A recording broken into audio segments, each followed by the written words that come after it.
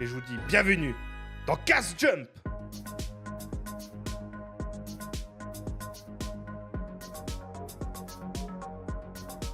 Bonsoir à tous, comment allez-vous? J'espère que vous allez bien. Moi, ça va très bien, merci. Nous sommes ce soir dans cet épisode numéro 16 de Cast Jump. Quand nous avons un invité ce soir, un invité spécial de notre région de Fribourg. Comment vas-tu, Astral? Ça joue. Ah va bien, et toi?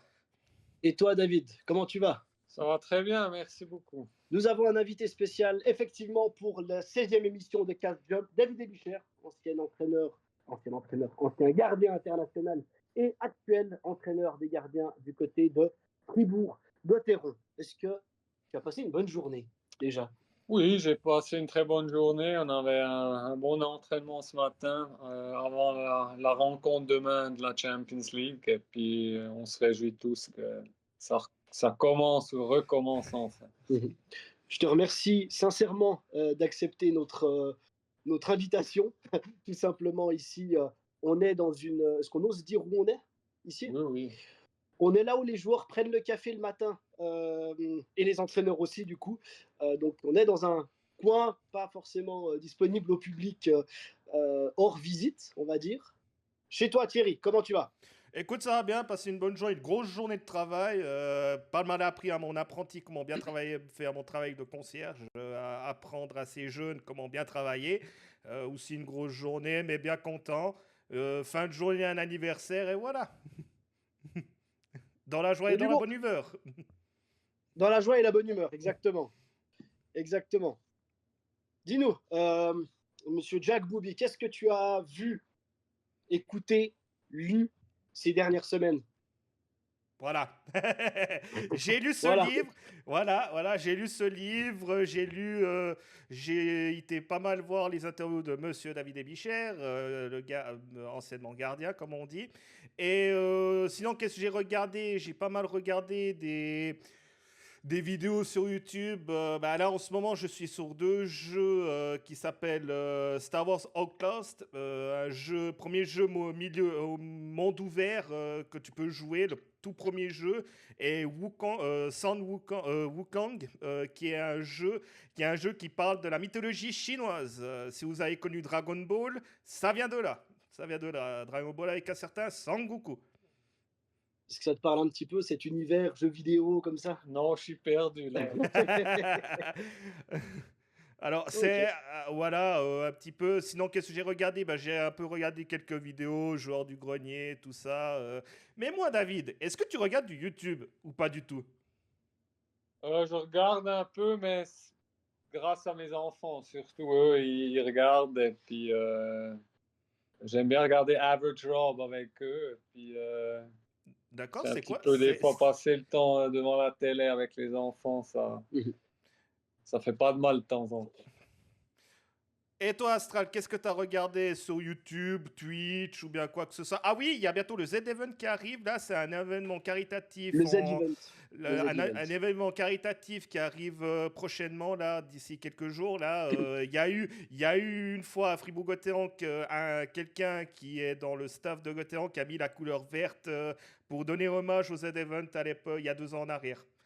Et justement, ils avaient gagné 10 millions, ils ont récolté 10 millions pour tout ce qui est pour l'écologie. Puis cette année, je sais plus ce que c'est cette année, mais le format est différent. Donc, si tu veux, David, si je t'explique en vitesse, c'est des streamers, donc des gens comme nous, par exemple, qui font un événement caritatif et ils vont chercher de l'argent pour des associations comme Médecins Frontières ou comme ça, par exemple. Pour aider justement... Médecins sans frontières. Par exemple, ou bien la Croix-Rouge, ou bien quoi que ce soit, pour qu'ils récoltent pendant 3 jours. Et là, il y a plus de 150 streamers qui font cet événement. Ok, cool. C'est important, il paraît, de faire des trucs cool pour d'autres gens aussi, hein, il paraît. Chez moi, de mon côté, pas grand-chose de nouveau. Comme je commence de plus en plus à me tâter sur un prochain long voyage, j'ai commencé à m'intéresser de plus en plus près au Japon. Japon, carrément. Voilà, donc j'ai commencé à, enfin j'ai re-regardé des vidéos liées à cet univers avec les vidéos qui sont produites par la troupe de Ici Japon, Ouais, Dev, ouais. Louis-San aussi. Et c'est, ouais, ça reste de la curiosité en attendant de pouvoir y aller. En attendant de pouvoir y aller. Sinon, la reprise des saisons de l'humoriste Greg Tabibian, dont j'ai déjà parlé plusieurs fois dans cette émission, Je suis pas content TV, m'a réjoui au plus haut point hier matin. Donc voilà, ça fait plaisir de retrouver un petit peu de satire politique, là c'est de la politique, sur la politique française. Donc, mais on ne va pas rentrer dans ce tunnel-là, on vous rassure. Voilà, ça me fait plaisir de retrouver un petit peu surtout que voilà, il est parti en congé durant un mois, donc on n'a pas eu droit à des vidéos, pas grave. Rentrée, c'est la rentrée pour tout le monde, donc voilà. Sinon, au travail, ça roule. On est là pour la 16e émission, pardon, de Cast Jump. Vous pouvez vous abonner. Il y a toutes les informations qui passent ici sur la barre en dessus de nous, en fait. Donc, Et aussi n'hésitez pas. Facebook, Instagram, X, TikTok également. Et me rejoindre sur la chaîne Twitch que je produis en ce moment. Bon, Et abonnez-vous à la chaîne de Jack Booby, évidemment. Je vais dire bonjour à les auditeurs qui sont arrivés sur YouTube et Twitch. Nous avons Kel qui est arrivé, notre très chère troisième personne. C'est notre troisième personne qui est là, mais malheureusement, il a encore quelques petits soucis. Mais il va pas tarder à revenir. Voilà, des soucis personnels, voilà. Et sinon, nous avons Damien qui est arrivé. Je précise à tous les gens qui arrivent sur le live, et je répéterai durant les quelques fois, on ne parle que de David Ebichère. On ne parle pas de la saison, on parlera de la saison peut-être tout à la fin, mais on parle poser des questions sur lui, sur sa carrière, sur sa jeunesse, comme entraîneur, etc. C'est juste que nous, on a décidé, j'ai proposé à Astral, il a accepté qu'on parle que de lui. On ne veut pas parler d'autres pour l'instant. Voilà. Le message est repassé. Le message est repassé. Parfait. Donc, à vous la parole, Monsieur Jack Booby. Donc on commence. Ok, d'accord. Pour l'échauffement. Et quoi? L'échauffement. Pour l'échauffement. Donc de on va cette soirée. Ouais, on va dans le premier thème. Ok, d'accord. On va dans le premier thème. Alors, le premier thème, on va parler de la jeunesse de David Ebichère, du tout début de sa vie jusqu'à qu'il arrive à 17-20 ans. Comment t'étais, David, quand t'étais tout jeune, enfant? Est-ce que t'étais quelqu'un d'hyperactif? Est-ce que t'étais quelqu'un de très réservé? Comment t'étais en tant que jeune?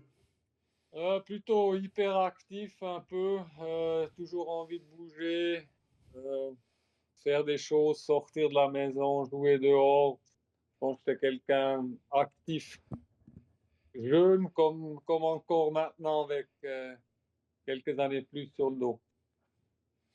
D'accord, ok.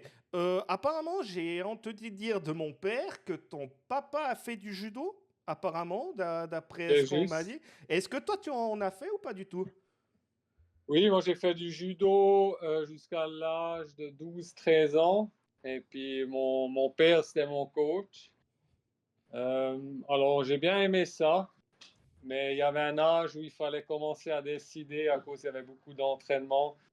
Et puis je me suis décidé pour le hockey. Tu as fait du judo, donc du judo, du hockey, et puis du foot, il me semble, hein. Il me semble que Non, pas de foot, pas de non. alors, ok. Juste ces deux sports. Ok, d'accord, ok, d'accord.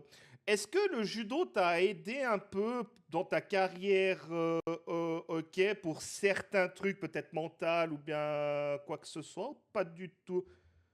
Ouais, je pense que c'est difficile à dire, mais plus de sport qu'on fait quand on est jeune, mieux c'est.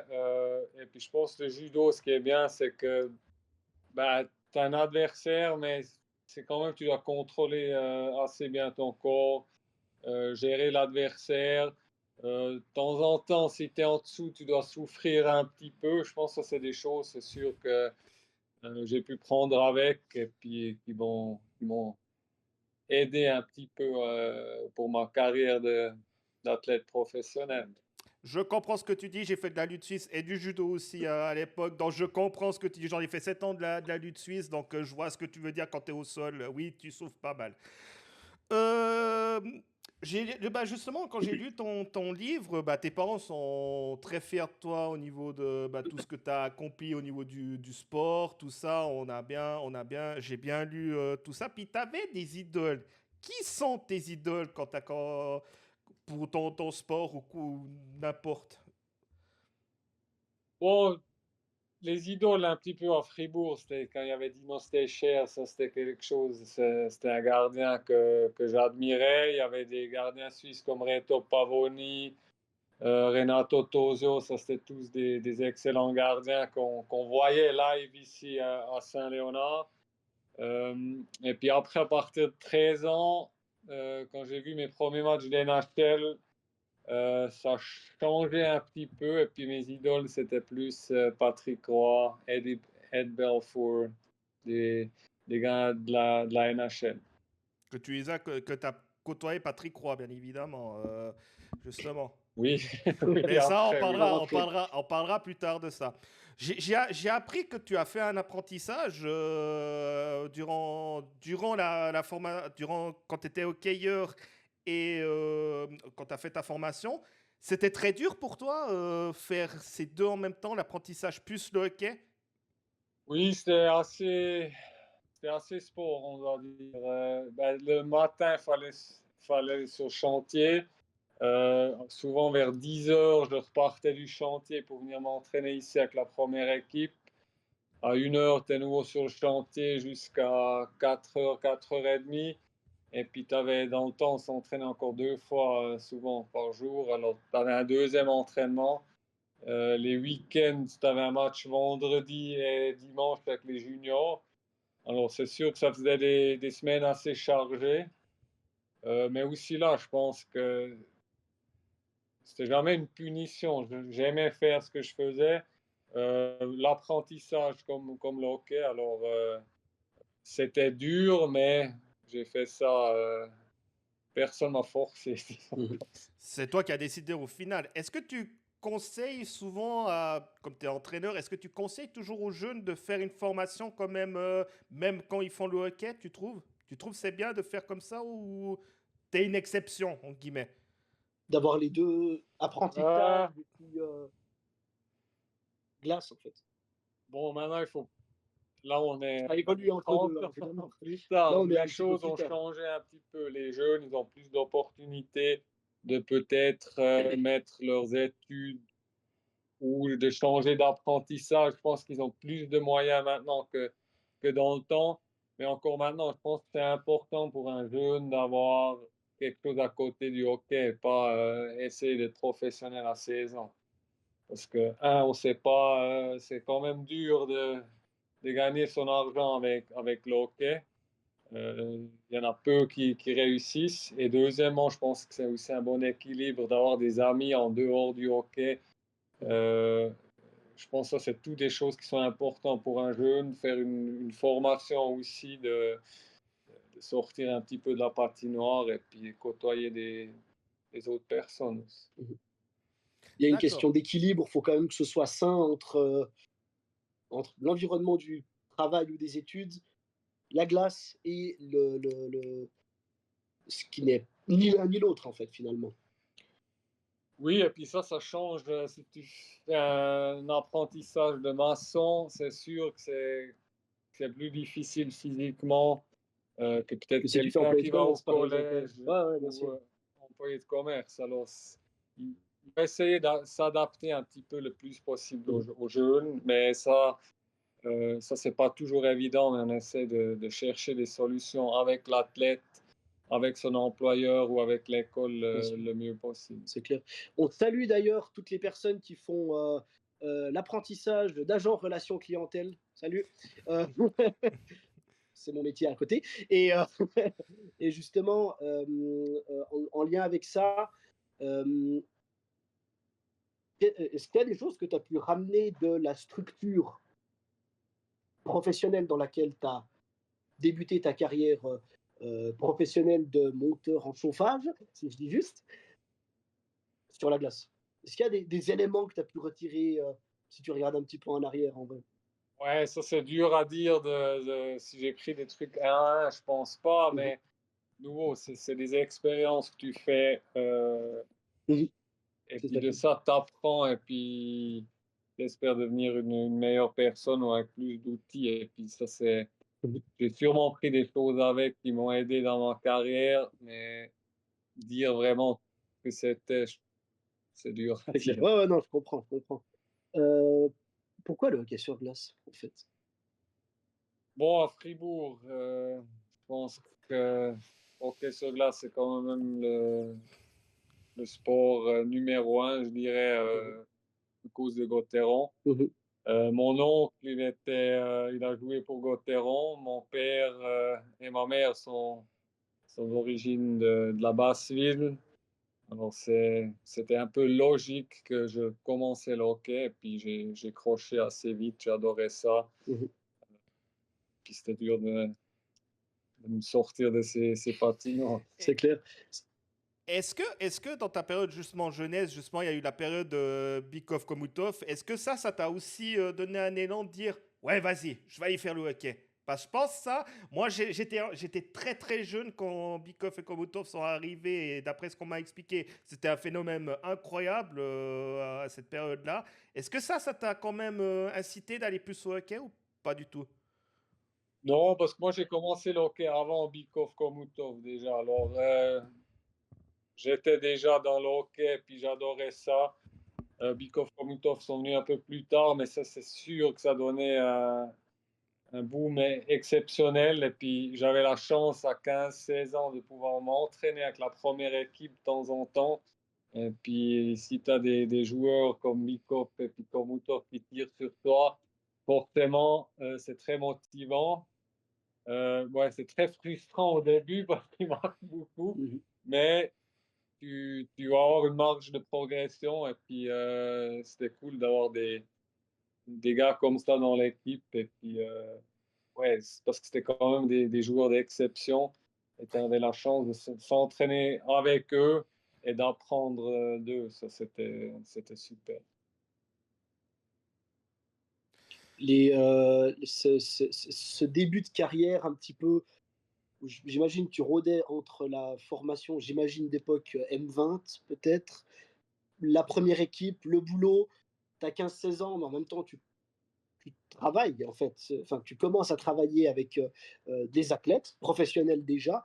Le changement de passer d'enfant slash adolescent à nouveau nouveau professionnel de hockey sur glace, ce changement-là, pour toi, il s'est fait en douceur ou c'est, est-ce qu'il y a un moment donné où tu t'es rendu compte, ok, je deviens cette personne-là, je deviens maintenant, je suis gardien de but, c'est mon métier.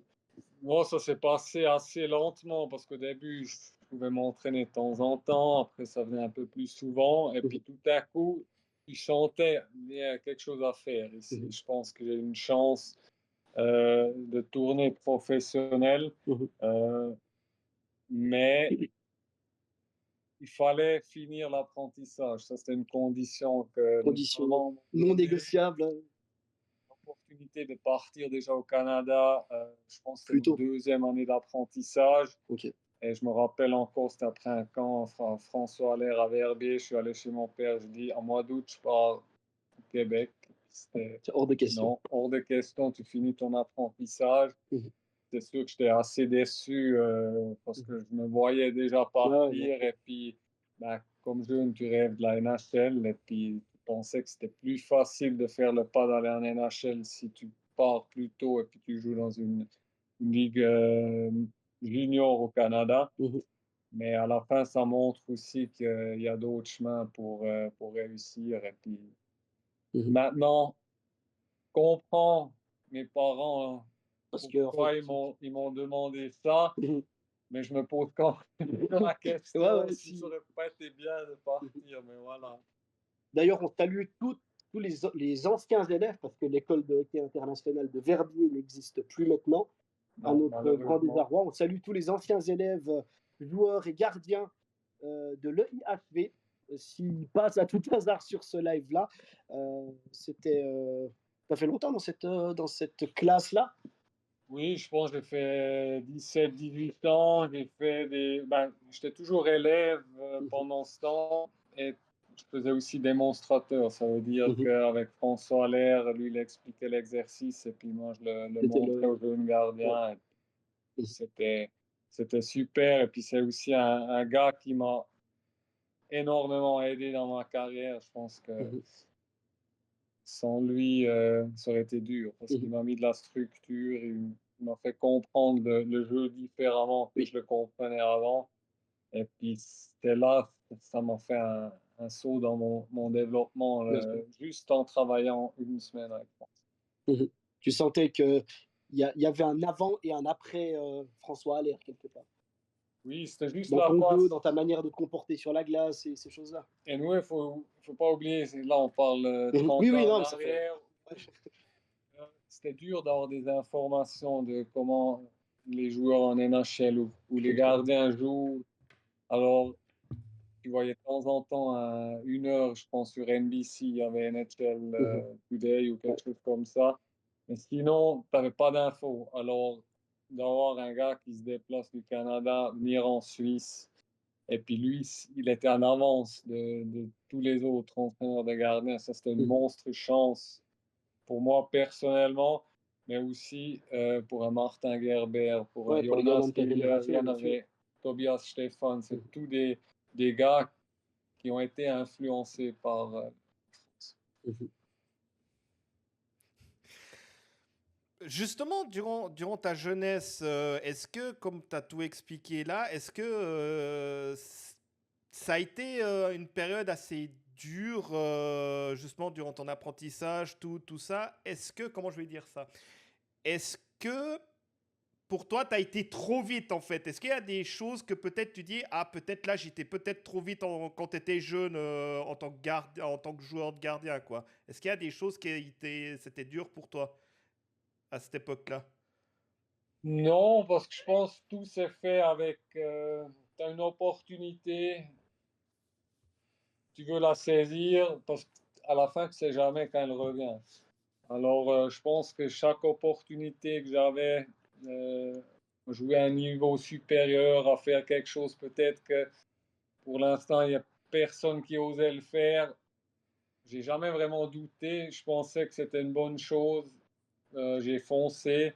Aussi de partir à 19 ans aux États-Unis. Moi, je me rappelle encore très bien quand j'avais le contrat devant moi et puis tout le monde me disait, mais ouais, ça va Ouais. pas, t'as aucune chance, ça va jamais Ah, fonctionner, mais. ci et ça. Et puis, Ah, ouais, ouais, ouais. bien sûr, tu as au début un Tu petit sais. peu des doutes, mais j'ai dit, écoute, je vais regretter toute ma vie si je Si tu le tente fais, pas ouais. ça maintenant. Et Ouais. puis à la Mhm. fin, je pense que c'était la bonne décision. Mhm. Ouais, surtout le moment où on te dit, ouais, t'as été repêché, David, puis t'as été voir sur le TETEX, c'était noté sur le livre. Ça t'a choqué un petit peu quand. Bon, déjà, t'as dit que c'était une blague, hein, déjà, dans le livre. Ça t'a choqué quand même quand t'as vu ton nom sur le TETEX? Ouais, il faut mettre ça un peu dans le contexte. Ça veut dire, j'aurais pu être drafté une année avant. Oui.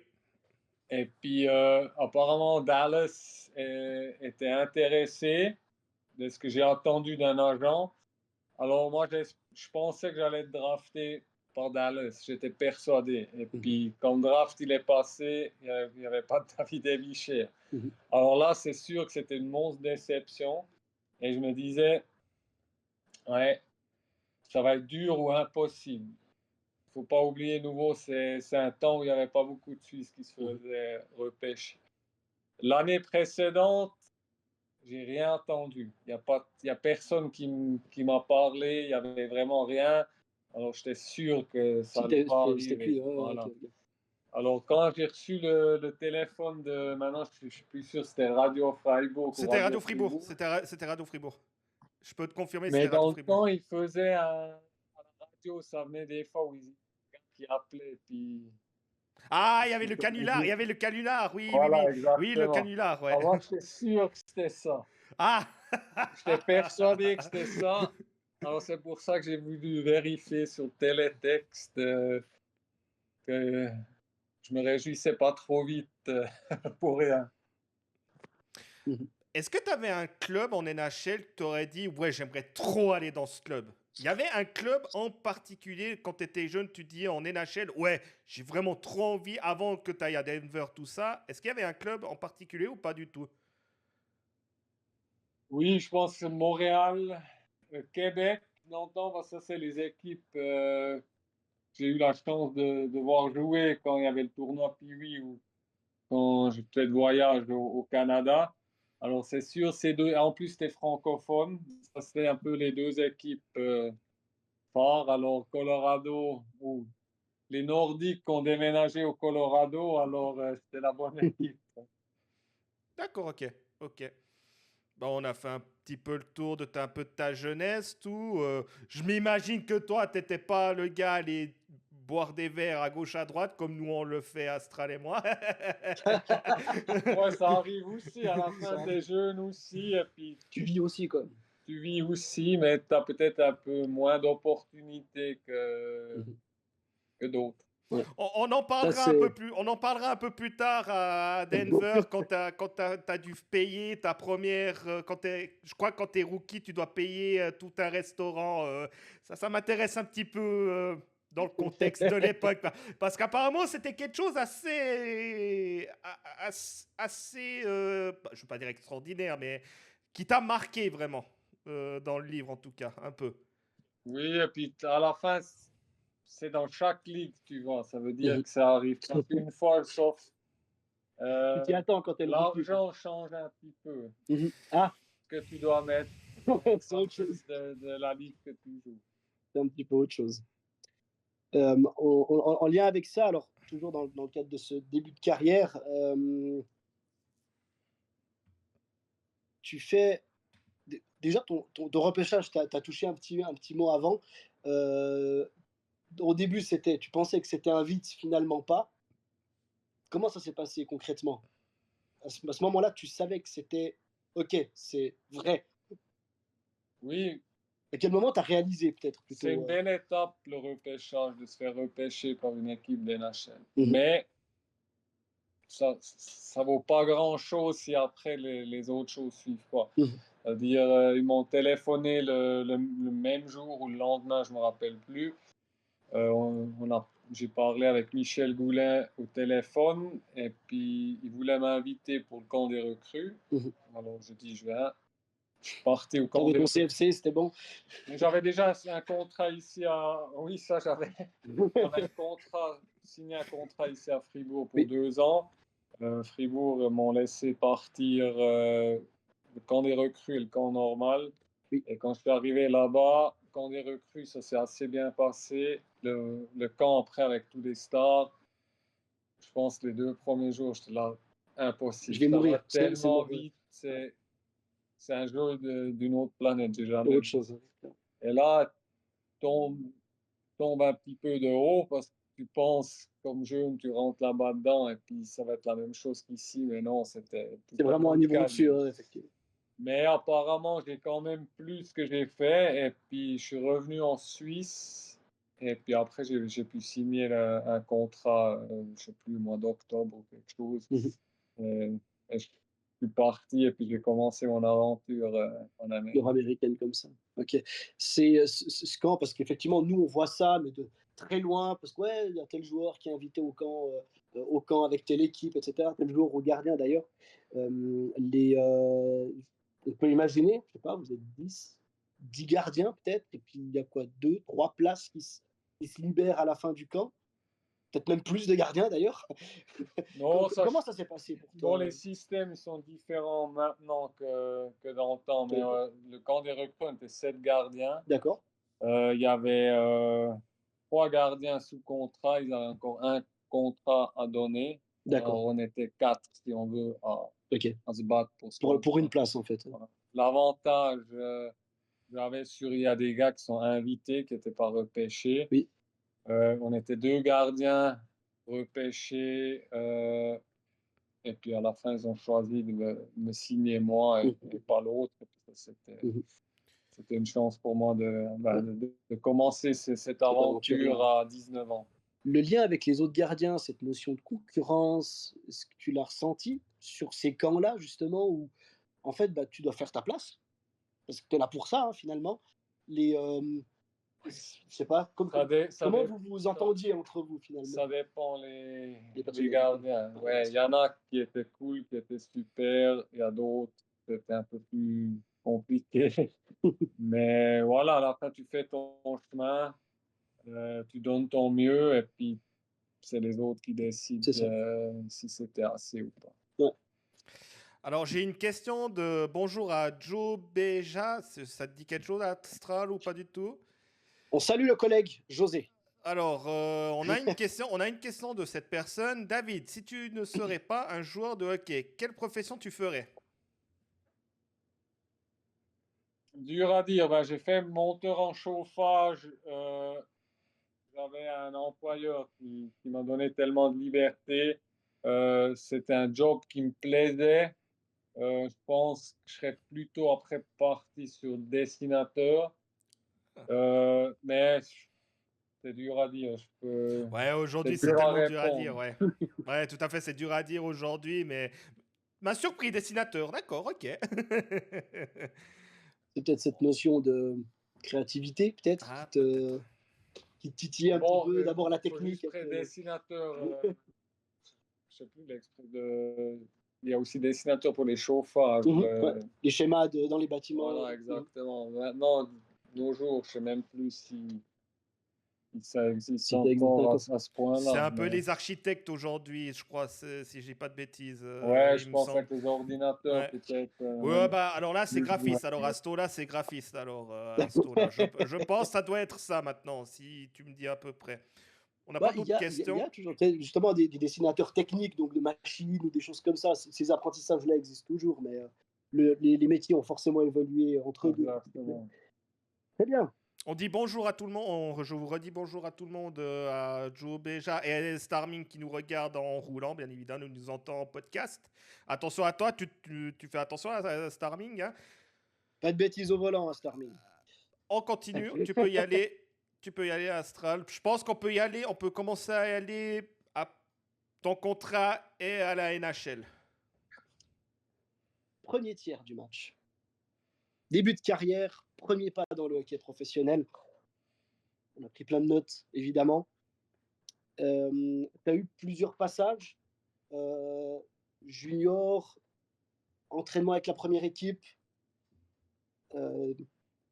Opportunité du coup de jouer avec l'équipe 1 de Ligue nationale A. Ensuite, tu es parti en Amérique du Nord, tu as touché, si mes souvenirs sont bons, si je me suis bien préparé aussi, à l'ECHL, à la LAH et à la LNH, bien juste. Si tu arrives à... Bon, je sais que c'est le type de question que tous les journalistes ont déjà sorti. Tes 5 anecdotes que tu aimes bien raconter en interview sur ton expérience nord-américaine. Bon, si on commence un petit peu en East Coast Hockey League, l'anecdote, c'est un petit peu de Fribourg. Je suis allé à Hershey's, qui est en Ligue américaine, c'est juste en dessous de la NHL. Je suis désolé, donne juste une petite précision. Tu me contredis si c'est faux. Encore actuellement, la NHL, c'est la grande ligue, finalement. Exactement. La AHL, donc la Ligue américaine de hockey sur glace, c'est la ligue des clubs fermes. C'est là où les joueurs sont formés pour trouver une place en dessus. Et la ECHL, donc la East Coast Hockey League, c'est le 3e niveau finalement de ce schéma-là.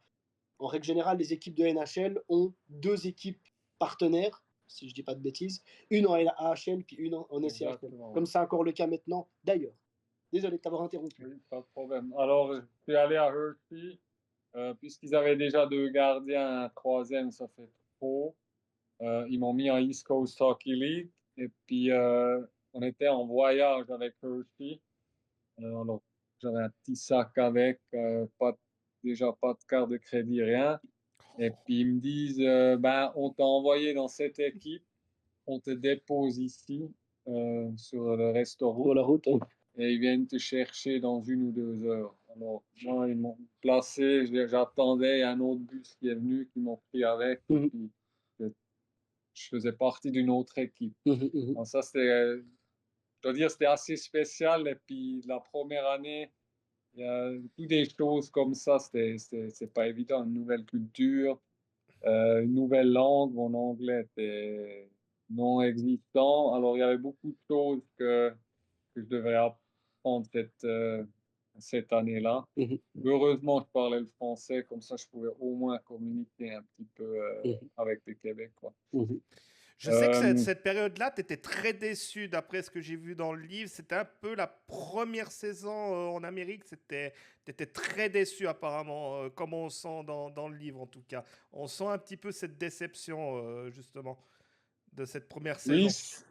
ouais, j'étais déçu, parce que toi, tu penses que tu peux aller jouer en Ligue américaine et puis ils te mettent en East Coast Hockey League.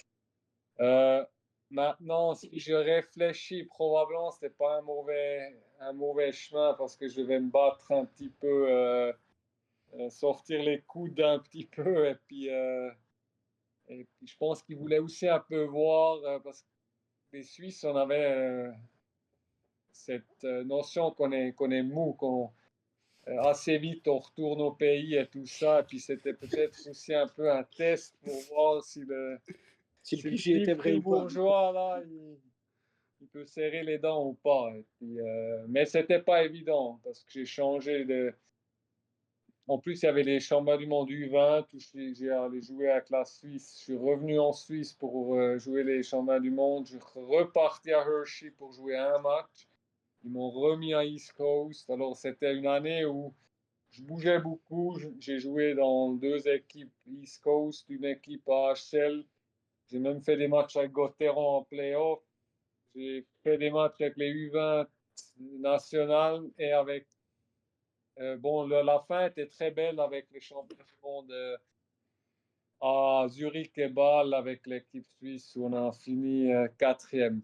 Ouais, ça t'a bien marqué, ça t'a bien évolué durant ta carrière, je pense, vers la fin de saison, comme j'ai remarqué dans le livre. Et puis c'est là que tu t'es dit, bon, maintenant, faut qu'on y va, on tient. Maintenant, la deuxième saison, il faudra y aller là, et puis on va prendre ces opportunités, quoi, comme j'ai ressenti un peu dans le livre, quoi. Oui, je pense que c'était la motivation de réussir, de jouer en NHL, parce que je le voulais personnellement, mais aussi 2, comme j'ai raconté avant, quand j'ai signé mon contrat où les gens ils disaient tu vas jamais réussir et tout ça, ça c'est une motivation supplémentaire à dire vous avez eu tort. Je pense que ça c'était quelque chose où je mettais un peu de bois dans le feu quand j'avais besoin pour me motiver. Mhm. Bah, tu Les, sais quoi? Bah, tu sais quoi de les- cette anecdote que tu dis là? Parce que c'est ce qui s'est passé avec moi dans Cash Jump. Ouais, ouais, tu vas pas réussir, machin.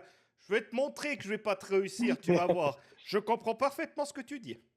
on essaye, on essaye toujours.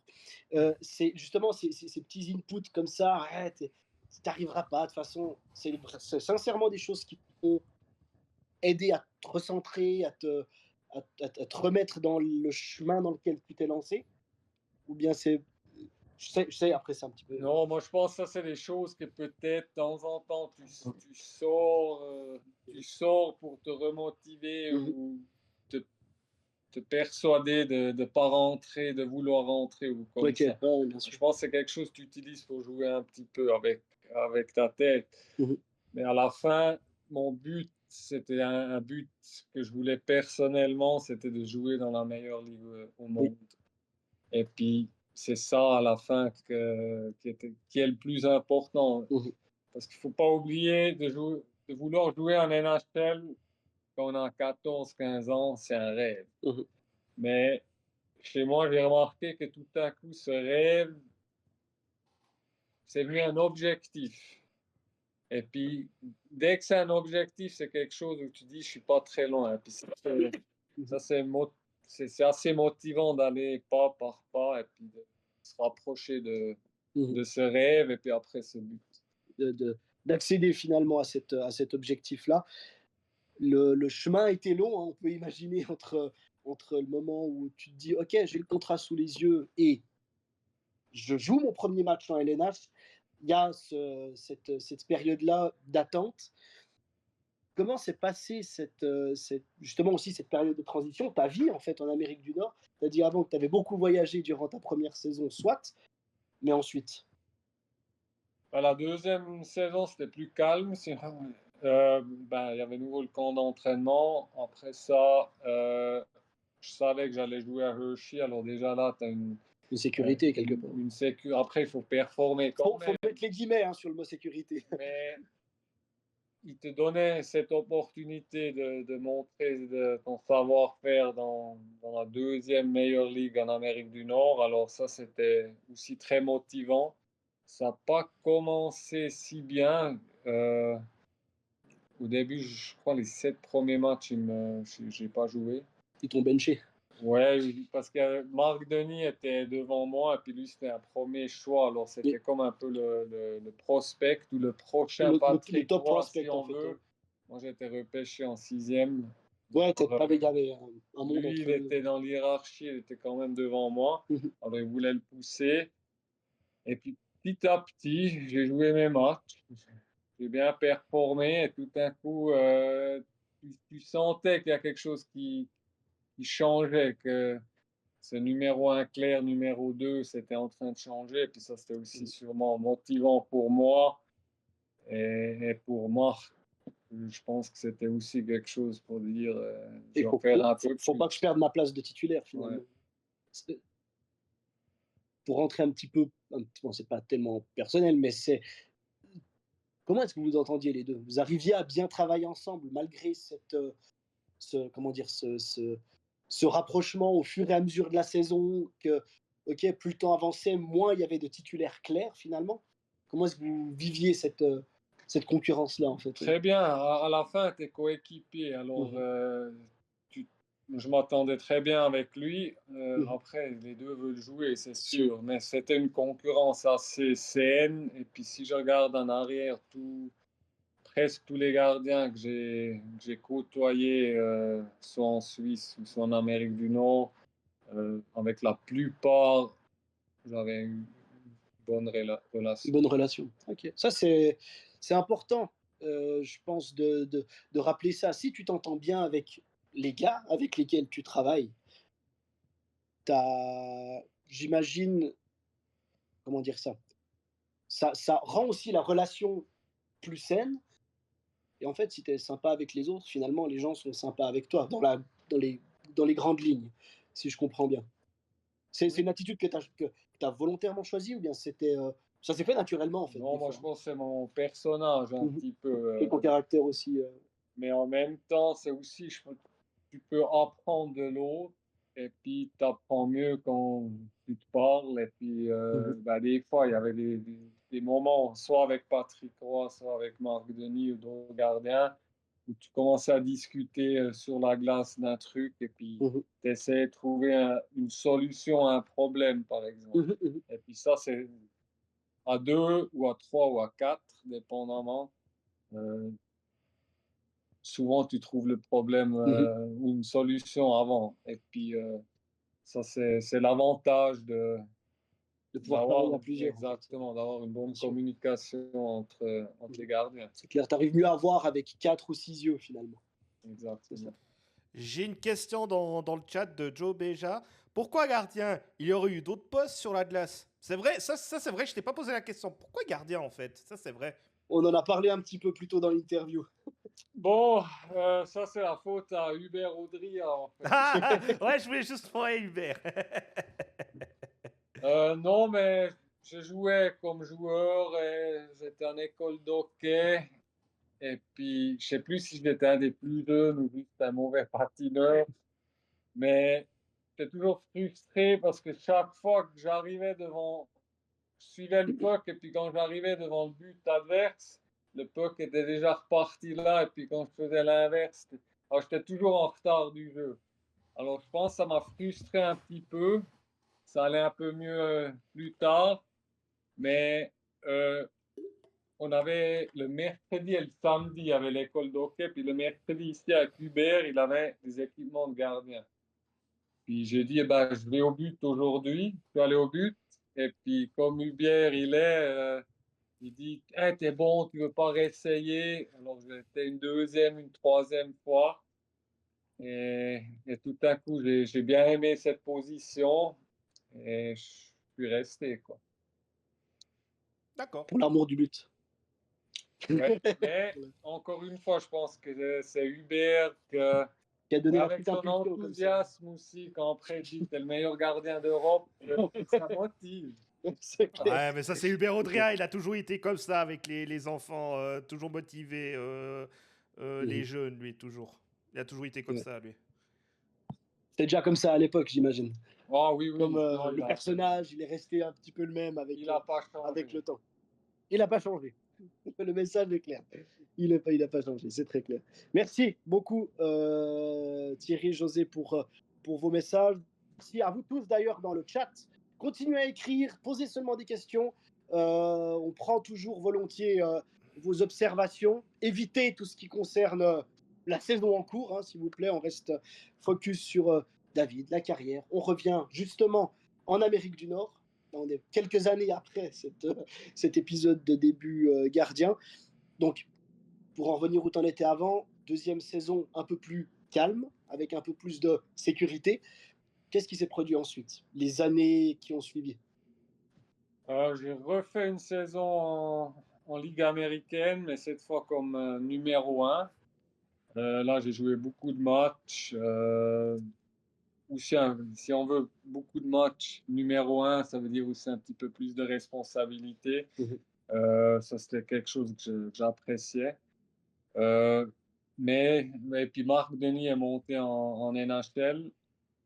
Et la chance que j'ai eue un petit peu, c'est qu'il y avait le expansion draft. Ça veut dire qu'il y a 2 équipes supplémentaires qui sont rentrées dans la Dans la Ligue Ligue. nationale. Il y avait Columbus et Minnesota. Mhm. Et puis là, il y a un autre draft qui se fait. Eux, ils peuvent choisir des joueurs et Dans des les autres gardiens équipes. dans les autres équipes. Mhm.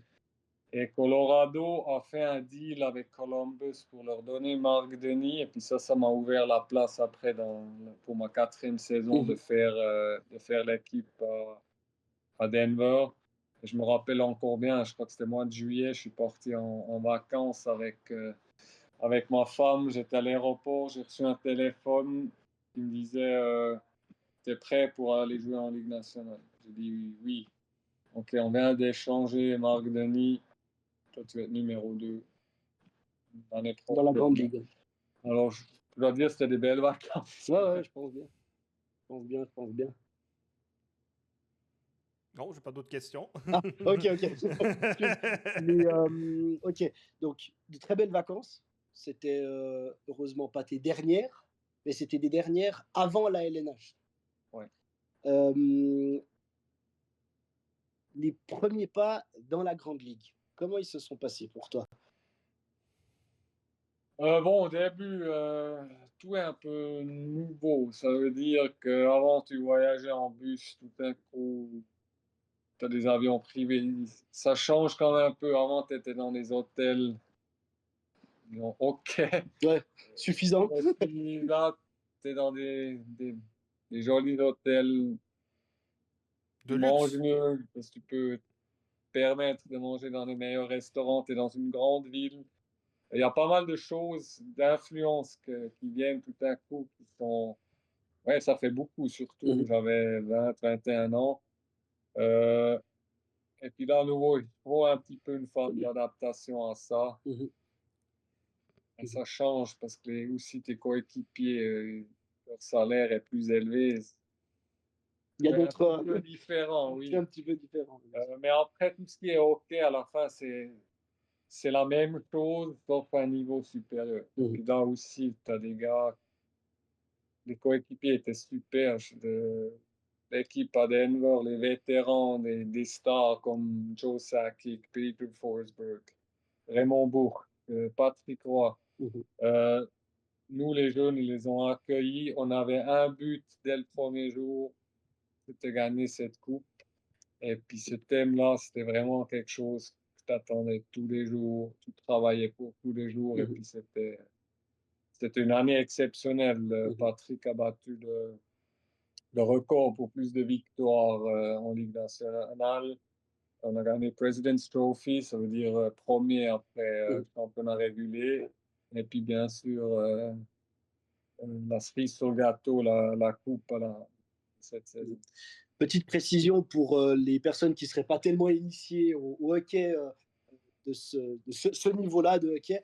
Dans la LNH, il y a plein de trophées qui sont décernés aux meilleurs joueurs, meilleurs gardiens, etc., etc.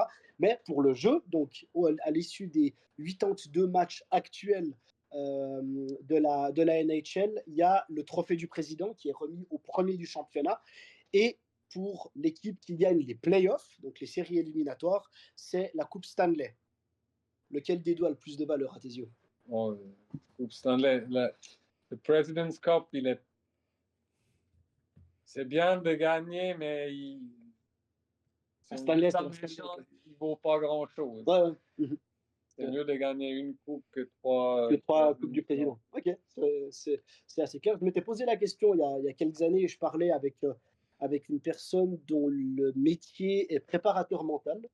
Et cette personne me disait, bon, c'est mon oncle, très clairement, et il me disait, en fait, toi, tu as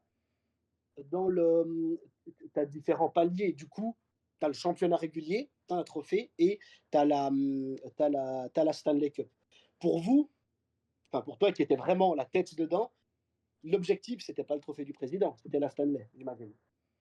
Exactement. Ça, c'était juste parce qu'à la fin, tu dois rentrer dans les playoffs. Oui. Ce qui est pas évident. Après, avec l'équipe qu'on avait, ça aurait été une mauvaise déception si on fait ça aurait été vraiment un échec, en fait. Exactement. Mais tu essaies de gagner le plus de matchs possible, tu essaies de jouer le mieux possible. Là, on a gagné le President's Cup, mais ça vaut pas. Il y a encore un autre objectif. Oui, et puis ça vaut pas grand-chose parce qu'à la fin, au hockey, tu dois gagner les playoffs. C'est comme en Suisse, si tu gagnes t'es premier après les 52 matchs. Super, mais ça vaut rien du tout. Ouais, bien sûr. Si après tu gagnes pas, puis c'est la même chose en Ligue nationale. Pareil au basket, en NBA, puis dans le basket suisse aussi, où tu as vraiment cette forme-là. C'est les séries qui comptent vraiment, finalement. Ok, donc, de ce que tu te souviens, est-ce que tu arrives à nous raconter tes premières secondes? Alors, j'ai un truc à demander avant. Comme joueur. Comment tu as senti, je ne sais pas si c'était le premier match ou le second, quand tu as désigné le Swiss Cheese? Comment tu l'as vécu? Il me semble dans le livre, ça t'a pas tellement aimé, ça, apparemment, dans le panneau d'affichage. Ça, c'était venu déjà plus tôt.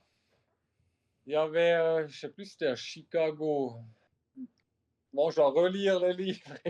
Mais, apparemment, d'après ce que j'ai compris, c'était soit le premier ou soit le deuxième. Je sais plus quel match, mais je sais que ça t'a un peu grincé les dents, ce Swiss Cheese.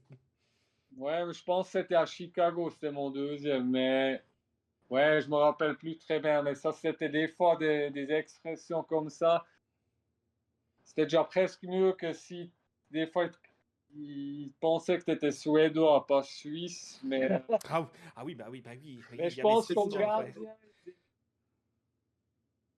meilleures expressions à trouver. Ouais, bah c'est disons non que Swiss cheese. Ça, ouais, bah c'est surtout que l'Amérique, ils savent même pas où c'est la Suisse. Alors, ils savent même pas la France, ou ils savent pas la Suisse. Alors, donc, le Swiss cheese, ça t'a marqué dans le livre, en tout cas. Ça t'a vraiment marqué. J'ai oublié depuis le temps, alors ça va. Bah, heureusement, quelque part. Oui, après, ouais. Indépendamment de ça. Ça m'a fait rire quand je l'ai lu. J'ai dit, mais non, t'es sérieux. Après, ils t'ont donné un autre surnom, mais je sais plus lequel surnom ils t'avaient donné après.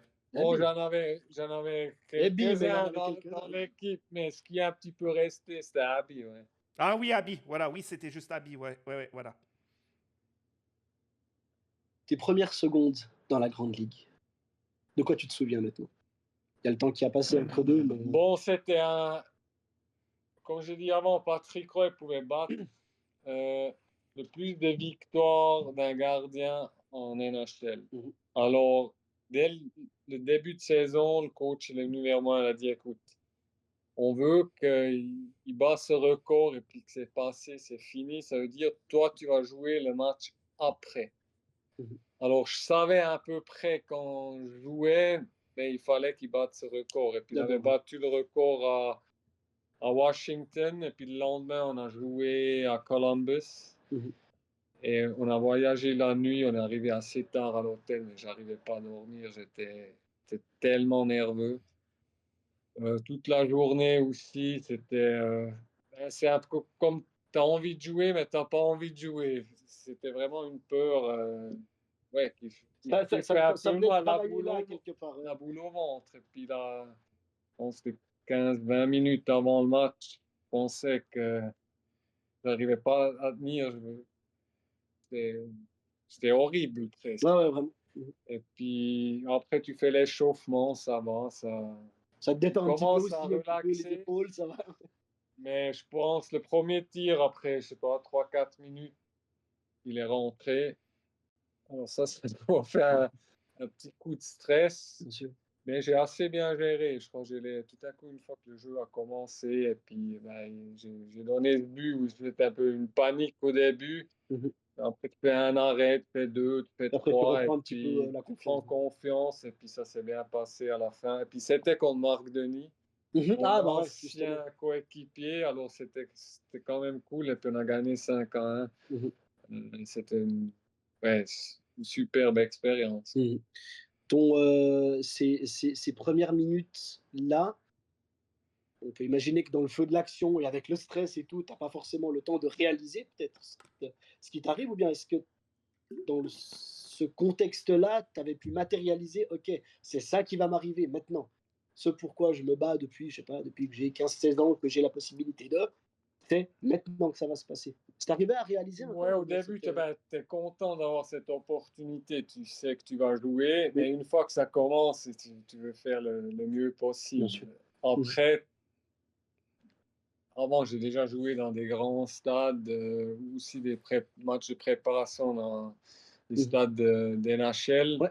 Mais là, il y a une ambiance. C'est le premier match que tu joues. L'ambiance dans la saison régulière est aussi un peu différente. Mhm. C'est sûr qu'il y a beaucoup de choses que tu... Bon, puis tu découvres ça encore à Oui, parce 20 que c'est assez ans. récent. Ah, Disons que tu es rentré dans la ligue, alors c'est une expérience mhm. qui est nouvelle sur la glace, comme tout ce C'est qu'il y qu'est-ce a qu'il y a autour. autour. L'ambiance entre l'ambiance des Suisses et l'ambiance américaine est, je pense, différente quand même. Ouais, complètement différent. La tradition de voir un sport aux États-Unis, il y a tout déjà place assise, mais les gens, ils viennent, ils repartent, ils vont chercher à manger. C'est sur la culture du sport ou du fan est différente en Amérique du Nord Mhm. qu'ici en Europe. Ouais. Cette partie justement divertissement, parce que pour les personnes qui ont payé des places pour venir voir l'équipe, déjà, est-ce qu'ils payent des places pour venir voir l'équipe? C'est, ouais, je sais, ça commence à remonter un petit peu, mais j'ai toujours eu le sentiment, aussi quand j'ai eu une fois la chance d'aller au Centre Bell il y a quelques années, voir un match de Montréal justement, j'ai le sentiment que les gens payent pour le spectacle, plus pour la qualité, enfin plus pour le spectacle que pour la qualité du jeu, les joueurs présents, oui, parce qu'ils sont mis au rang de stars, etc. Je ne sais pas à quel point ces différences-là se ressentent dans l'équipe, dans la patinoire, dans l'organisation finalement. Non, je pense que c'est juste différent. Il y a différents gens qui viennent pour différentes raisons dans un Mhm. match de hockey. Ouais. À Montréal, tu as 21 000 spectateurs. Il y en a qui viennent vraiment pour le hockey. Il y en a d'autres qui viennent pour faire du business. Oui. Je pense que c'est pas très différent D'ici, en réalité. de ce qui arrive ici. Mhm. Peut-être si on prend les places assises, soit Mhm. dans le foot ou dans le hockey. Mhm. Ouais, mais tu vois, Euh, tu vois bon, à l'heure actuelle pas, mais à l'époque, en Amérique, il y avait c'était très chargé au niveau sport. Je regardais beaucoup le catch à l'époque, j'ai regardé un petit peu à l'époque. C'était vraiment les gens, ils étaient à fond sur le sport, hein, cette période-là, entre le catch, le football américain, le baseball. Il y a eu cet engouement. Après, il y a eu encore, comment ça s'appelle, Michael Jordan aussi, ça a explosé aux États-Unis avec cette histoire avec Michael Jordan. L'ambiance était folle à cette époque-là, jusqu'à 2004, il me semble. Après, ça s'est quand même adouci l'ambiance aux États-Unis, j'ai l'impression. Non, le sport a toujours très, très important pour les Américains. Puis maintenant, on regarde les stades qu'ils construisent, soit pour le football américain, soit pour le baseball, ça devient toujours plus grand. Les contrats de télé viennent toujours plus gros. Alors, le sport, Ouais. il vit très, très bien aux États-Unis. Ça fait partie de la culture aussi. Sauf que les sports changent un petit peu de chez nous. C'est le football américain, c'est le baseball. Euh, mais ils sont fous de sport, les Américains. Ou je prendrais l'Amérique du Nord. Ouais, Ok, et plus d'accord. globalement. Mhm. Euh, je ne sais pas, Thierry, si tu as, Monsieur Jack Bouby, pardon, Oui, tu si peux. tu as pu aller jeter un petit coup d'œil sur la cotation de David Ebicher sur les jeux NHL. Non, Parce qu'en j'ai pas eu le temps. Ah, J'ai pas eu malheureusement le temps. Je sais que dans le NHL 2004, je sais que ton niveau il était 86, il me semble à l'époque. Dans le jeu Aucune NHL. idée. Aucune Dans le idée. jeu NHL, comme tu étais le numéro un, il me semble, en 2004, il me semble que tu étais le numéro un. Il me semble que c'était 86, 87 au niveau de la statistique hockey à l'époque. C'est juste cette statistique que j'ai vue. Et en 2006, j'ai vu aussi qu'il était autour de 85, 86 aussi. on est dans ces eaux-là. Donc c'était justement cette période euh, Colorado, entre Colorado et Montréal. Je crois que tu as fait encore une équipe entre deux, mais j'ai un doute. Non, Non, Colorado, Montréal, Colorado MTL. Phoenix. Et il y Mhm. avait, Ah et il y oui, et avait, Phoenix, Arizona. et il y avait Arizona. une petite vidéo dans NHL 2004 que EA est sûrement venu vers toi, ou alors ils ont pris une image autre part, puis t'as dit EA Sports No Game. Est-ce que Ouais, tu te ça souviens? c'était au Youngstar Game en Floride. Ils avaient filmé ça pour, euh, pour le jeu. Pour Ouais, les jeux. pour Mais l'intro. ouais, je crois que c'était Pour l'intro. 2003. Je sais plus. 2003, 2000, oui, c'était 2003 pour la saison 2004, pour le jeu Ouais, c'est en possible. 2004. Ouais. C'est Mhm. ça, puis justement, tu avais fait EA Sports The Game, quoi. Voilà. Premier Ouais, Suisse qui dit c'était. ça, puis voilà. Dans le temps, c'était une honneur de faire des choses comme ça. Ah ouais? Ouais, ouais, bien sûr. Parce que, juste pour raconter une petite anecdote, aussi, quand j'ai fait l'équipe Colorado, ben, moi, je suis allé, le jeu NHL 2001 est sorti. Moi, je suis allé l'acheter parce que j'étais persuadé que j'allais être dessus. Et puis, grosse C'était déception, vrai. ils T'étais n'avaient pas. pas encore mis mon nom dedans. Ça, c'était une grosse déception. Ça, je le savais Bah pas, mais écoute, c'est ok, d'accord, ok. Pas mal, pas mal. t'es Est-ce que arrivé les jeux, après. Ouais, après, c'était bon. Après, c'était bon. est-ce que les jeux vidéo sont venus vers toi, NHL surtout, est-ce qu'ils sont venus vers toi ils ont souvent des points sur eux pour faire dans le jeu pour que ce soit plus ou moins réaliste à l'époque. Ils sont venus vers toi ou Non. pas du tout? Ah, je pense qu'ils ont été chez d'autres, ouais, c'est bien possible. Euh, Mais je sais pas dans quelle façon ils faisaient ça dans ce temps-là. Si c'était vraiment un gardien ou s'ils prenaient juste des. Parce que alors les dans, mouvements, ouais. c'est sûr, c'est plus comparable. Les jeux vidéo, là, si on regarde Ouais. maintenant, c'est Par quand même rapport à. Non, non, alors très aujourd'hui, réaliste. je peux te confirmer, c'est plus réaliste parce qu'ils ont des points dans la figure, si tu veux bien. Ils ont eu un gros costume comme un fond vert derrière et ils ont des points. Et ils prennent souvent le meilleur joueur du monde ou quelques gardiens et puis ils font les gestes quoi, Voilà. le plus rapidement possible quoi. Ça se passe comme ça Mais je ne suis aujourd'hui. pas sûr s'ils faisaient ça déjà dans le temps. Alors, à la partie 2004-2005, ça venait gentiment parce qu'on voyait l'évolution entre 2004 et 2006. Je me souviens, parce que j'ai pas mal squatté NHL à l'époque. Je me souviens que c'était quand même, ça s'est quand même amélioré. Beaucoup, j'ai joué NHL 97 avec mon frère, il prenait la meilleure équipe, je prenais la plus nulle, je l'éclatais dans la gueule, je l'éclatais.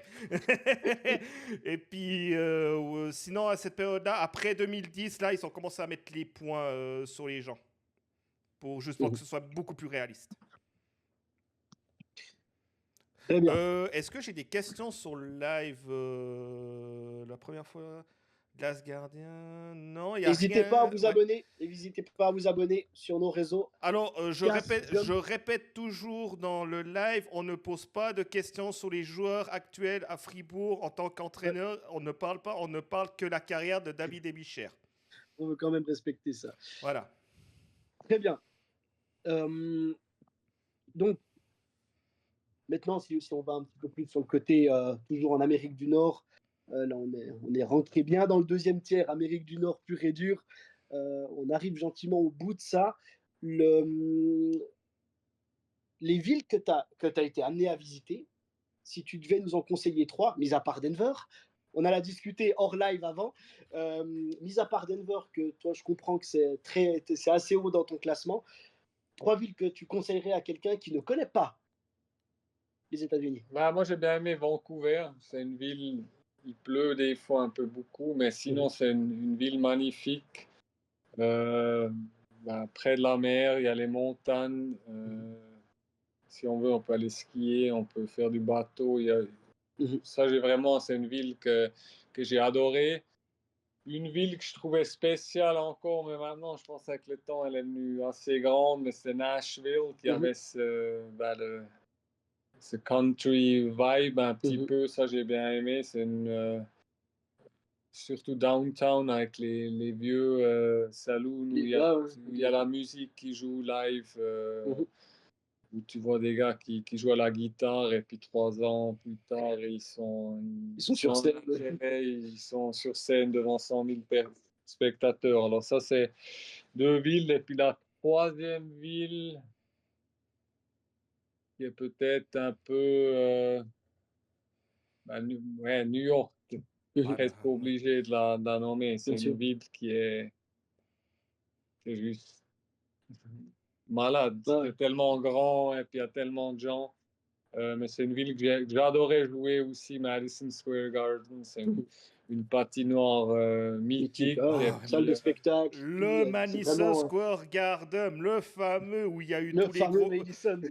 Il y a eu tout là-bas. Donc, Mohamed Ali, Hulk Hogan avec André le Géant, avec Chicago, avec Michael Jordan. On peut encore en citer. On peut encore en citer. Le Madison Square Garden, c'est vraiment l'endroit où il faut aller vérifier, quoi. Il faut aller vraiment visiter, quoi. Ouais, mais surtout Henrik Lundqvist. Mais bon, après voilà. Ça aussi, dans le temps, c'était pas encore le Henrik Lundqvist plus tard, mais c'est une patinoire tellement cool à jouer. Aussi, l'ambiance, les New-Yorkais sont un peu spéciales. Toujours adoré jouer là-bas et puis souvent aussi eu pas mal de succès. Alors, ça reste des bons souvenirs. Ça reste des bons souvenirs. Alors, j'ai juste une question qui revient un tout petit peu en arrière. À quel moment a-t-il réalisé qu'il a été backup avec Patrick Roy? Quand tu as été réalisé, quand tu savais que tu étais backup avec Patrick Roy, en fait, la question est.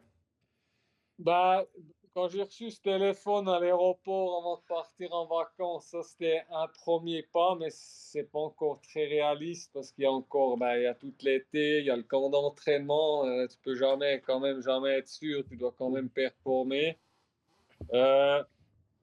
Mais il y a un moment, si on veut, on est dans les hôtels et les clubs, après un certain temps, ils peuvent te laisser, je sais plus, 3 mois dans l'hôtel. Mais quand ils te disent tu peux chercher un appart, ça veut vraiment dire que tu as fait l'équipe. Alors, il me disait que j'ai fait partie de l'équipe, mais je n'avais pas encore su ce papier que je pouvais chercher un appartement et sortir de l'hôtel. Alors, une fois que j'ai reçu ce papier, je pense que c'était 1 semaine ou 2 semaines dans la saison, là, je réalisais que, OK, Ça devient sérieux. c'est pas pour du bon, mais là, je partage le filet avec Patrick Roy. Ouais. Justement, cette histoire avec Patrick Roy, comme c'était ton idole de jeunesse, bien sûr, d'adolescent, euh, est-ce que Patrick Roy il t'a donné beaucoup de conseils pour la NHL, quand tu étais en NHL, justement, pour être deuxième gardien, ou est-ce que toi, tu lui as appris des choses aussi? Bon, moi, je pense que j'ai pu lui apprendre quelques trucs aussi parce que tu es dans une génération plus jeune. Nouveau, j'ai travaillé beaucoup avec François Allaire, alors on était un petit peu en avance et François Allaire était aussi le coach de Patrick Roy à Montréal, le coach des D'accord. gardiens. Alors là, je pense que j'ai pu lui apporter peut-être de temps en temps une touche qui était moderne dans le temps. Mais c'est sûr que moi, j'ai plus profité de lui que, De que l'inverse. l'inverse. Bah, Il m'a t'avais le meilleur beaucoup au monde. aidé. T'avais le meilleur au monde. Donc, quand t'as le meilleur au monde avec toi, tu peux que progresser, quoi. Oui, exactement. Et puis, où si il me faisait progresser, c'était la façon qu'il s'entraînait. On voyait, il voulait arrêter chaque puck et tout ça. Alors, toi, comme jeune, à la fin, lui, il mettait la barre haute. Et puis, c'était à moi De le suivre. d'essayer de la déplacer encore plus haut. Et puis, je pense que ça, c'est un des plus jolis compliments qu'il a pu me faire quand il a arrêté sa carrière. Il a dit bon, c'est un personnage super qui est très confiant. Il a dit écoute, dans toutes les autres équipes, tu serais déjà numéro un. Mais là, tu n'avais pas de chance. Tu avais moi devant, mais de la façon que tu poussais, tout ça, continue comme ça. Alors, ça, c'était vraiment un joli compliment qu'il m'a fait. Je pense que ça a dû te booster, justement, pour plus tard, pour la NHL, quoi, quand il t'a dit ça. Est-ce que Monsieur Patrick Roy, tu as eu des conseils de lui? On va complètement en avant en tant qu'entraîneur. Est-ce que tu as été demander des conseils? Est-ce qu'il est venu en Suisse? Peut-être. Est-ce que tu l'as invité une fois ou pas du tout? Non, mais je l'ai vu quand j'ai arrêté ma carrière. Pendant un an, j'étais homme au foyer. Je m'occupais des enfants et puis tout ça. Et j'ai fait des voyages nouveaux, comme j'ai parlé un petit peu avant, pour trouver qu'est-ce que je veux faire dans ma vie. Est-ce que je veux être coach ou dans quel poste je me vois dans le hockey?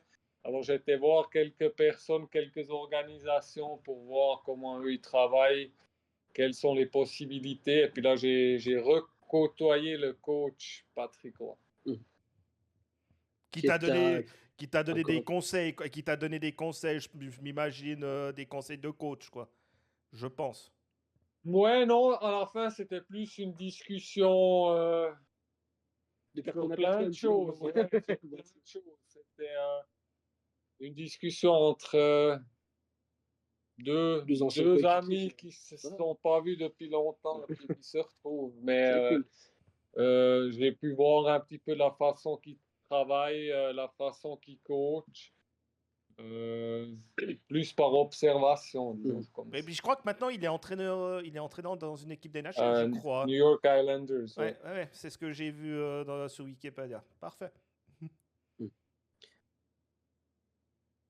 Cette partie deuxième tiers-temps arrive effectivement à son terme. On avait encore plein d'autres sujets sur lesquels on voulait rentrer, mais on veut quand même respecter le temps que tu nous accordes, David. Encore merci. On va passer à la troisième période, fin de carrière. Retour à Lugano. Enfin, quand on dit retour, c'est parce que tu étais déjà venu par le passé dans l'organisation tessinoise dans le cadre du lockout 2003-2004, 2004-2005. Ouais. 2000, J'ai en tête l'année 2004, mais c'est durant cette période-là. Durant ces dernières années de hockey sur glace, à quoi tu penses? Tu te rends bien compte que sans, comment dire, faut que j'aille trouver les bons mots maintenant, euh, sans, euh, sans aller vraiment dans les détails, à quoi tu penses? Tu constates ta carrière nord-américaine, ben, elle touche à sa fin. Il y a une autre partie maintenant qui se dessine. À quoi tu penses? Tu dois retourner en Suisse? Comment est-ce que tu le vis, cet après-Amérique du Nord, finalement? bah, premièrement, une fois que j'étais à Phoenix et puis ils m'ont renvoyé en Ligue américaine, ça veut dire que tu te fais descendre d'un cran. Ça, Mhm. c'est jamais une bonne nouvelle. C'est, je pense, humainement aussi pas toujours évident Mhm. à gérer. Bien sûr. Et puis, puisque je comptais plus vraiment dans les plans de l'équipe, aussi là, ils me faisaient pas jouer. Alors, je m'entraînais tout le temps. Alors, je devais trouver euh, quelque chose pour relancer ma carrière un petit peu, si on veut, parce Mhm. que le but, c'était toujours encore de jouer en Ligue nationale. Euh, et là, Lugano est venu. Je me suis dit, ça, c'est une opportunité si tu joues bien et puis Mhm. tu amènes cette équipe au titre, Mhm. ça va ouvrir des portes. Et puis, alors, j'ai choisi de retourner à Lugano. Et puis, bon, la première année, c'était pas mauvais de la façon que je jouais. On a manqué les playoffs. Je suis venu en mois d'octobre ou novembre. Peut-être plus. Mhm. La deuxième année, ça s'est assez bien passé. C'était une bonne saison. Et puis après, les choses, ben, mes performances n'étaient pas assez bonnes, Mhm. à Pour mon rester dans le. avis. Et puis, il y avait des discussions avec certaines équipes, mais rien ne s'est fait concrètement. Mhm. Et Lugano, après, ça devient compliqué aussi. La façon que j'ai joué, c'était sûr pas comme j'aurais dû jouer. Ok. Et après, je voulais réessayer encore une fois l'Amérique du Nord. Et puis, je suis parti à Terre-Neuve. Mhm. J'ai signé un try-out, c'est-à-dire je suis allé comme sans contrat au camp d'entraînement. Mhm. J'ai bien performé là-bas et puis ils m'ont donné un contrat pour la Ligue américaine Mhm. où j'ai fait après la saison à St. John's. Sea Dogs, ouais, c'est juste. Euh, Non. Ice Caps, donc Ice Cap, oui, c'était. Sea Dogs, c'est l'équipe c'est- junior. ouais, exact, exact. Ok. Ok, très bien. Donc, ce retour-là en Suisse, je comprends que du coup, enfin, d'après ce que je comprends, tu n'as pas répondu à tes propres attentes déjà en termes de jeu à ce moment-là. À, à mes propres attentes et puis Et je pense aussi pas accessoirement aux attentes aux aussi du jeu. attentes de Lugano. Et puis, nouveau, Mhm. rétrospectif, je pense que il y a des choses qui sont dures à expliquer encore Mhm. Bien maintenant. sûr. Pourquoi ça s'est arrivé comme ça, pourquoi tout à coup. Il y a eu ce Mais down un petit peu. c'est aussi là maintenant, comme coach, maintenant, tu te dis, eh ben, peut-être une personne aurait pu m'aider ici ou là. Et puis c'est là où peut-être cette expérience, pas très, ou pas négatif, un petit peu, Mhm. ce bagage-là, je peux le prendre et puis l'utiliser, Mhm. aider peut-être un de mes gardiens. C'est clair. Espérons. C'est clair. C'est clair. Tout est leçon finalement. Tout est apprentissage dans la vie finalement. Donc, là, pour situer un petit peu dans le temps, on est 2013, C'était 14 par là. longtemps. Non, Au moins, peut-être.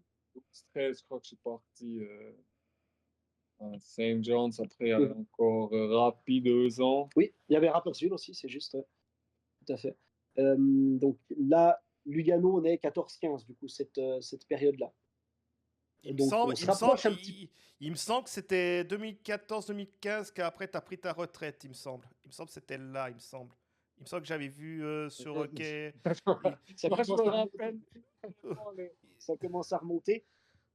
Euh, si nos souvenirs sont bons parce qu'il y a un petit moment maintenant aussi, je me souviens d'un article de Planète Hockey qui annonce ta fin de carrière définitive au moment où tu termines ta saison 16-17 à Tourgau, si je dis pas de bêtises. Euh, euh, si tu regardes ta carrière globalement, prenant en compte toutes ces expériences-là, les débuts avec Fribourg, la montée en Amérique du Nord, puis dans la Grande Ligue, l'expérience Grande Ligue avec toutes ces superstars, ces autres schémas de jeu, toutes ces personnes qui accompagnent l'équipe, le retour en Suisse, enfin à la maison, j'allais dire, entre guillemets, qu'est-ce que tu retires comme bilan de ces 20 années, plus Ouais, peut-être 18 comme professionnel, si 18 on ans veut. professionnels. Ben, beaucoup de bonnes choses. Je pense que les expériences que j'ai pu vivre à l'étranger, j'ai côtoyé des super gens tout au long de ma route. Mhm. Je pense que c'était une carrière, j'aurais signé probablement tout de suite à Pour l'âge ça. de 18 ans.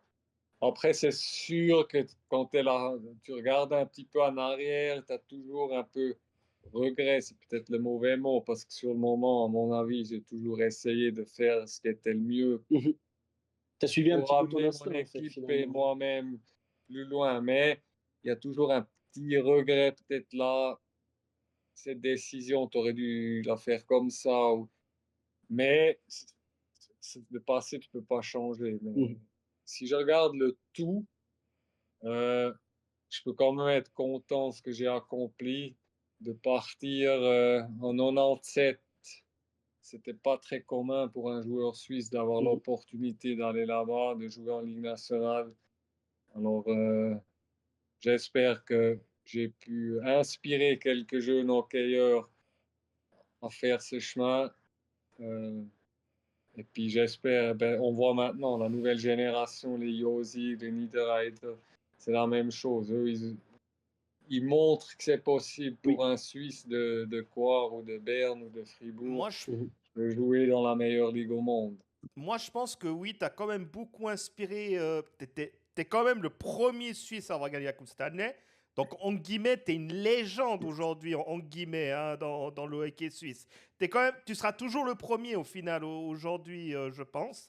Et je pense, il y a quelques interviews que j'ai un petit peu écoutées qui disaient, ouais, David Evicher, c'est quand même une légende, tout. Beaucoup le disent, hein. T'as beaucoup inspiré beaucoup de monde, hein, en tout cas dans le terme de hockey, d'après ce que j'ai vu, quelques articles, tout ça, pour cette période-là que tu étais en hockey. Moi, je pense. Espérons. C'est le cas. Je Tu te peux, rassure, c'est le cas. oui, oui, tu peux dire c'est le cas parce que Monsieur Astral, Stéphane Ducret, il s'est totalement inspiré de toi, hein, donc Ah ouais, non, non, mais vraiment. il n'y a pas de hasard dans la vie. Il n'y a pas de hasard. Il paraît que le hockey rapproche les gens. Euh, les... Il y a eu un de ces camps de Verbier, justement, que je faisais moi aussi avec les groupes jeunes. J'avais 9 ans et demi, 10 ans. J'ai aussi acheté ton livre. J'avais fait la file avec les gardiens, les Gauthier Desclous, les Ludovic Weber, les Koumaren Kozandé de maintenant pour te le faire dédicacer. C'est un moment particulier pour les gardiens de ma génération. Donc ceux qui ont commencé à faire du hockey, je dirais, un peu plus sérieusement dans les années 2000, ça arrive un petit peu plus tard, 2005, 6, 7, 8, 9, 10. C'est vrai que tu as eu cet exemple-là pour beaucoup d'entre nous, je m'inclus dedans parce que ben, voilà, le hockey fait aussi partie de ma vie personnelle. Euh, J'imagine que, est-ce que toi, tu as conscience de ça quand tu travailles, dans ton travail actuel d'entraîneur des gardiens là. Actuel,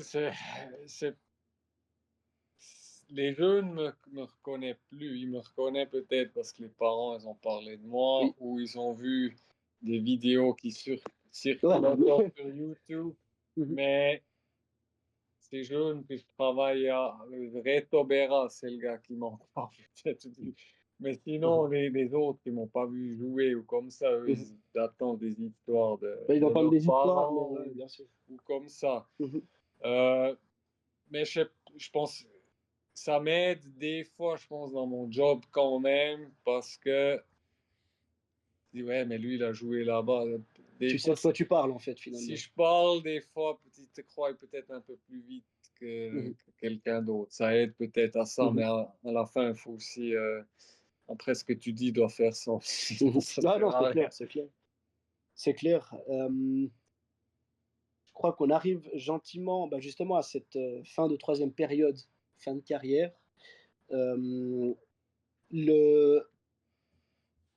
Ok, euh, on va weitergehen. Évidemment, ça, j'ai le mot en allemand, mais pas en français. On va continuer. T'as Euh, juste une anecdote, ah, Astral. T'avais une anecdote que tu m'avais dit que David Abicher aimait pas quand le tire ah, trop fort. quand on tire trop fort. Je vais montrer avant, il n'y a pas souvenir. Donc on salue la famille Audria. Voilà, c'est cadeau. C'est cadeau. Ce rôle justement d'entraîneur des gardiens, pour revenir un petit peu là-dessus, en quelques points, parce qu'on en a parlé avant live, à quoi tu fais attention? Quels sont tes critères? Quelle est ta définition d'un bon gardien? C'est quoi ton champ d'action? On a plein de questions. Euh, euh, à quoi tu fais attention déjà pendant un match? Nous, on est dans les tribunes, on ne voit pas ce que toi tu vois. Qu'est-ce que tu vois? Euh, il faut peut-être voir, il y a deux façons de voir. Ça veut dire, c'est mes gardiens Mhm. et les autres gardiens où j'observe différemment. Parce que mes gardiens, on a une structure assez claire qu'on veut jouer. Euh, il y a des choses qui sont pas négociables, qu'ils doivent faire et tout ça. Alors là, je regarde un peu plus sur ces choses-là, Mhm. disons techniques et Ouais. tout ça, parce que sinon je les connais. Les autres gardiens, tu analyses un petit peu plus. Ben, est-ce que ce gardien il est bon ou pas bon? C'est souvent objectif un Ouais, c'est petit un point de peu, vue personnel finalement. mais quelles sont ses habilités athlétiques, comment il lit le jeu, les lectures de jeu. Ça, c'est tout des petites nuances que tu regardes. Et puis, quand tu fais le scouting, tu mets Mhm. ça en chiffres un petit peu Ouais. pour déterminer où tu vois ce gardien maintenant. Et puis après, tu essaies de projeter est-ce que ce gardien, dans 2 ou 3 ans, il est numéro un en National League. Mhm. Mais c'est un petit peu deux façons différentes que je regarde les gardiens, les miens et puis Et les l'adversaire. peut-être l'adversaire. Mhm. Euh, Peut-être il y en a même trois, parce que si tu joues contre quelqu'un, tu essaies de trouver des erreurs qu'il fait, Bien sûr. puis euh, le faire payer ses Ouais, c'est erreurs. clair, c'est clair. Justement, bah, comme on discutait avant le live, tu as aussi la possibilité d'appuyer le coaching staff aussi pendant les matchs, en fait, du coup, en observant les défauts finalement du gardien adverse. Tu peux comme ça aussi donner des petits inputs à l'équipe. Attention, là, la mitaine, elle n'est pas tellement fiable. Attention entre les jambes, il descend pas rapidement pour les genoux. Je ne sais pas, il y a ces petits inputs, ces échanges-là avec l'équipe. Oui, ça se fait, mais avant le match. Ben, maintenant, tous les matchs, tu peux voir sur vidéo, tu peux Mhm. voir tous les buts, à la fin, tu peux voir toutes les erreurs que Bien sûr. les gardiens font. Mhm. Et puis là, tu essaies d'analyser quelles sont les, les choses qu'il fait moins bien, où nous, pourrait marquer un but supplémentaire ou Mhm. aller chercher peut-être le edge. Mhm. Et puis ça, c'est présenté à l'équipe avant le match. Mhm. Et puis pendant le match, ça m'arrive d'aller chez un joueur qui avait peut-être une chance de marquer, de peut-être lui dire, ben, option numéro B, ça aurait été de faire ça, peut-être c'était la meilleure solution. J'essaie de m'intégrer et puis donner mon grain de sel le plus possible pour aider l'équipe. Mhm. Et après, ça dépend des fois aussi un peu du coaching staff, la façon que le head coach travaille ou le head coach veut que tu travailles. Mhm. Ça, c'est après un boulot d'équipe un petit peu que ben, chacun a son domaine. Et puis, des fois, tu t'entraides pour... Aider l'équipe, finalement. Le but est le même pour tout le monde. C'est gagner le match et puis c'est d'aller le plus loin possible.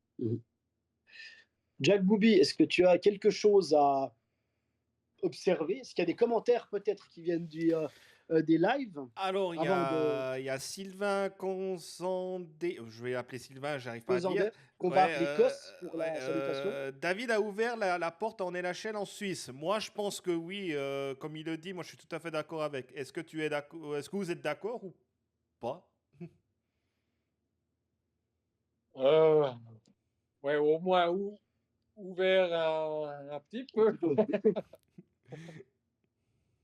Après, tu peux, à la fin, chaque athlète, le Josi, les gars qui ont réussi, le Mark Streit, le Jonas Hilda, Martin Gerber, après, il faut passer cette porte. Et puis ça, c'est quand même pas évident. Alors, oui, tu peux aider, tu peux montrer le chemin. Je pense que ça peut avoir une bonne influence, mais après, chaque individu doit faire beaucoup de choses pour après réussir et puis jouer à ce niveau-là, ça c'est clair. Ça, c'est leur mérite à eux.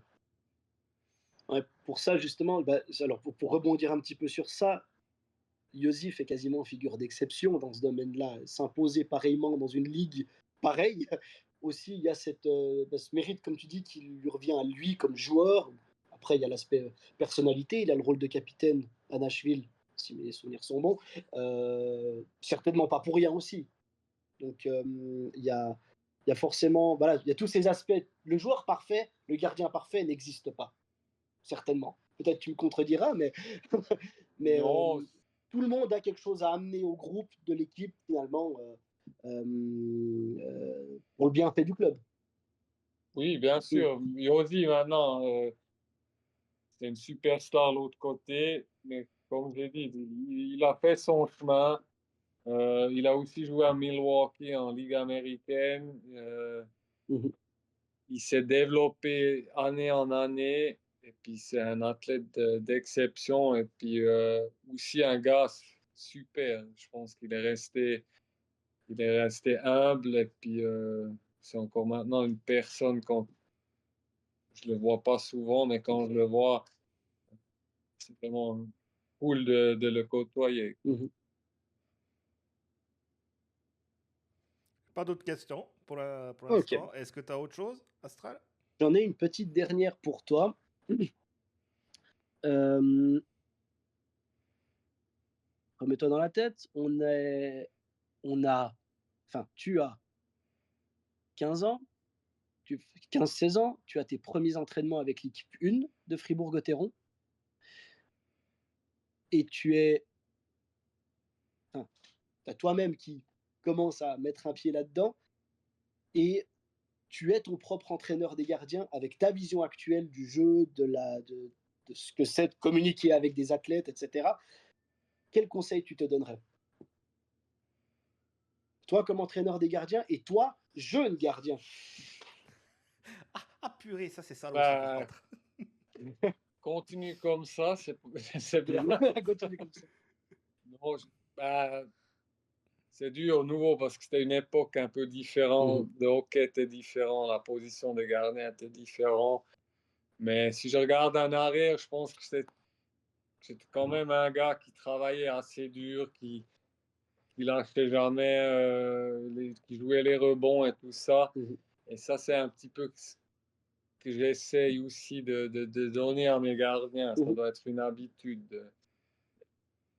En fait, je dis chaque puck mérite d'être arrêté. Bien sûr. Faites pas un à moitié et puis l'autre à 100%. Je pense que je le faisais pas mal quand j'étais jeune, mais peut-être comme le coach aurait sûrement trouvé quelque chose qu'il aurait pu faire mieux. La mobilité.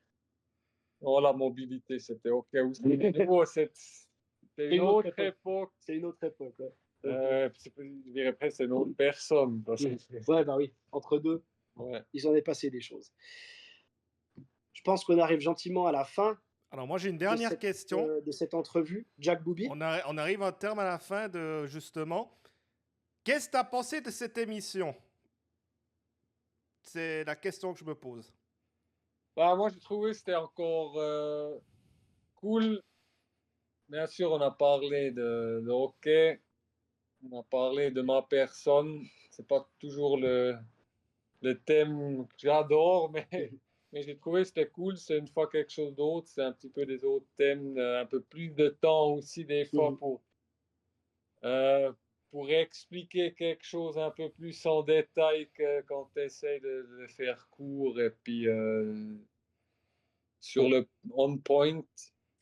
Alors, j'ai bien aimé et puis merci de m'avoir accueilli Avec ici à plaisir. la BCF. En plus, En plus, à la patinoire, tu as eu l'honneur d'aller à la patinoire, Astral. Là, je suis un peu jaloux de toi.